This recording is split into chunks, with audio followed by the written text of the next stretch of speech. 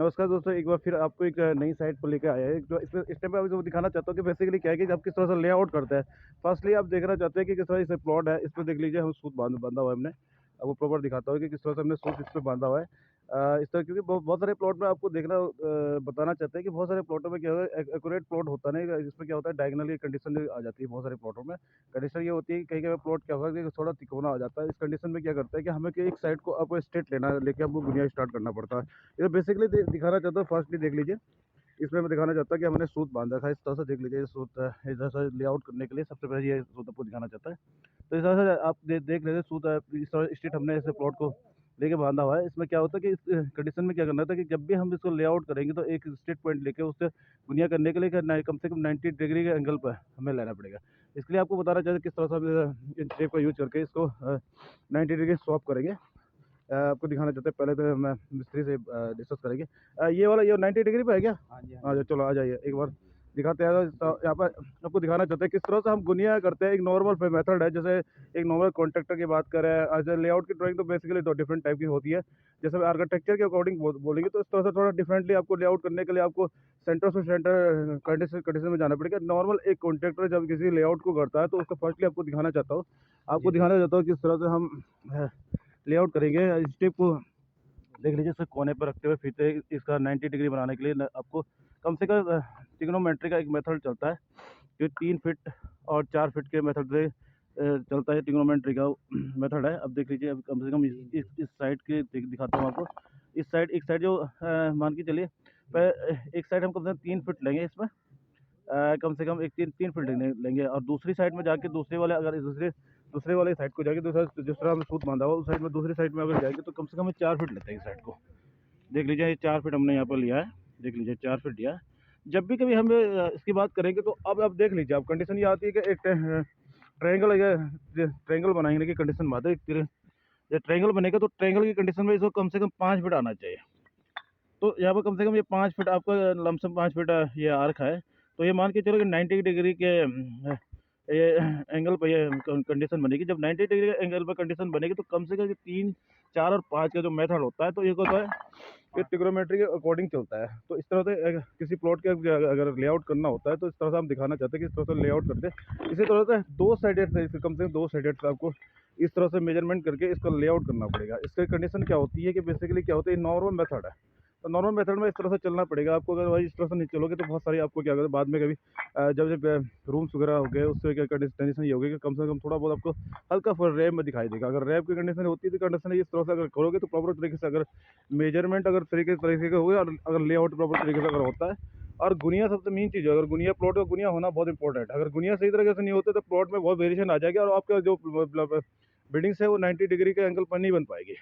इसलिए आप सभी को बताना चाहता हूँ, जब भी एक कॉन्ट्रैक्टर वर्क करता है उसको लेआउट करने के लिए दो साइडेड आपको कम से कम 90 डिग्री पर करने के लिए दो साइडेड आपको लेआउट को सूत बांध के दो साइड से कम से कम एक पॉइंटेड अब फिक्स बनाना है। जैसे हमने एक बार पॉइंटेड फिक्स बना रखा है, देख लीजिए ये पॉइंटेड अब फिक्स है, सरिया लगा रखा है। यहाँ पे एक सूत हमने इस साइड को बांध रखा है, एक सूत दूसरा सूत इधर की साइड को बांध रखा है। तो हमने इसमें क्या किया कि एक जो हमारी गहराई है, कम से कम देख लीजिए गहराई में लंबाई जो दिखा रखा है। तो हमने इस पर तागा बांध दिया है, जहाँ पर हमने डायमेंशन टैली किया, 4 फीट की टैली किया।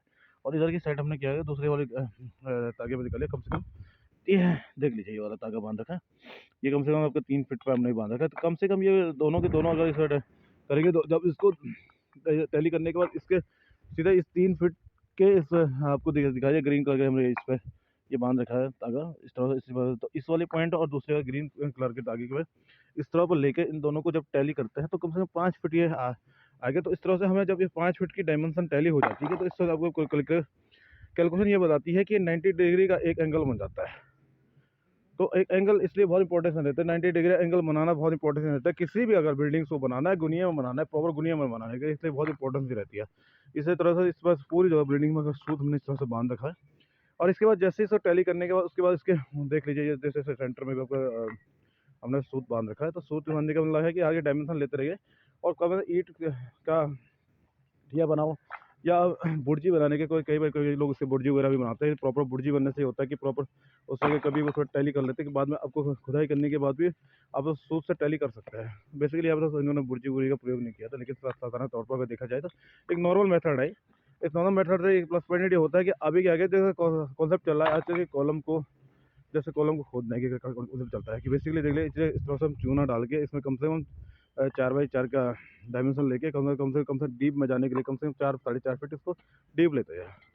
तो इस तरह से मेथड, बहुत सारे मेथड होते हैं। नॉर्मली मेथड तो इस तरह से मेथड करना, अगर आपको गुनिया करना, एक कॉन्ट्रैक्टर नॉर्मल तरह से जिसको नॉलेजेबल होने के ना हो और वो इस तरह से काम करते हैं, उस तरह से सबसे पहले इस गुनिया को प्रॉपर तरीके से देख लीजिए। इस तरह से गुनिया करना आपको बहुत इंपॉर्टेंट नहीं रही है। अदरवाइज तो बहुत सारी कंडीशनें हैं कि आप प्रॉपर तरीके से नॉलेजेबल है तो आपको इसकी लेआउट ड्राइंग मिलती है। लेआउट ड्राइंग में प्रॉपर सेंटर से सेंटर पॉइंटेड चलता है।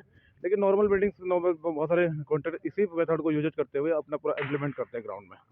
देख लीजिए बेहतर तरीके से पूरा इस लेआउट करने के लिए इन्होंने पूरा सूत का यूज किया हुआ है, और जहाँ कॉलम्स का इम्प्लीमेंट किया हुआ उस तरह पर देख लीजिए कॉलम की जगह पर इन्होंने चूना डाल के इसके खोदना शुरू कर लेंगे।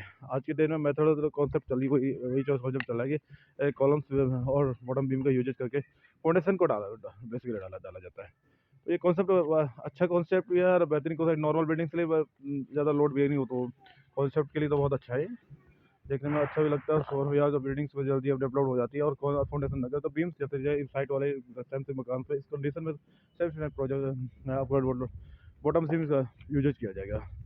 और इस तरह से बेसिकली जब भी कभी बिल्डिंग्स बनानी हो, जब भी कुछ करना हो, तो सब प्रॉपर तरीके का एक मिस्त्री, जो हमारा मिस्त्री होता है, उसको प्रॉपर नॉलेज होना जाए।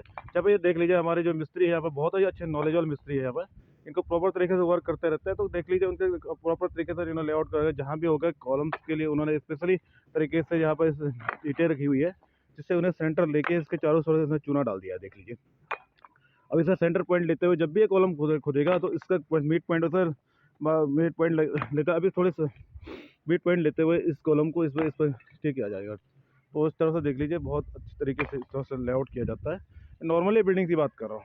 अब अभी आपको बहुत सारी जगह पर हम इस तरह से लेआउट बताएंगे जहाँ पर हमारे क्या होता है, प्रॉपर आर्किटेक्चरल लेआउट होता है। जैसे हम उसको आर्किटेक्चरल प्रॉपर लेआउट करते हैं सेंटर टू सेंटर, तो सेंटर टू सेंटर मेथड बताएंगे तो नॉर्मल कॉन्ट्रैक्टर के लिए तो नॉर्मल मेथड है। एक सेंटर टू सेंटर मेथड बताएंगे आपके जैसे कोई कॉन्ट्रैक्टर होगा जिसको बेसिकली नॉलेजेबल इस तरह से है कि वो हैवी ड्राइंग्स को या किसी भी ड्राइंग्स को टैली कर सकता है, ग्राउंड में लेआउट कर सकता है, उसके लिए बेहतर मेथड है। और इस तरह से कहीं भी इम्प्लीमेंट करने का तो नॉट सिंपल मेथड है। कोई भी नॉर्मल से नॉर्मल बंदा इसको लग रहा है। सबसे पहले इसके लिए एक इंपॉर्टेंट पॉइंट ये रहेगा कि इसको सबसे आपसे इसको प्लॉट को प्रॉपर तरीके से मेजरमेंट करने के बाद इसका लेआउट बनाया जाए। लेआउट बनाने के बाद तब जाके इस तरह को गुनिया किया जाए।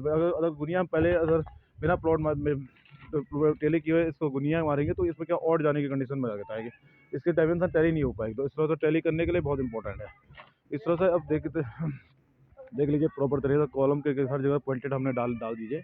हर जगह पर छोटे छोटे पॉइंटेड ये दिखाई देते देख लीजिए। तो आप दिखाना चाहते हो इस तरह से, तो आप इस तरह से आप इम्प्लीमेंट कर लीजिए इसको। Thank you very much.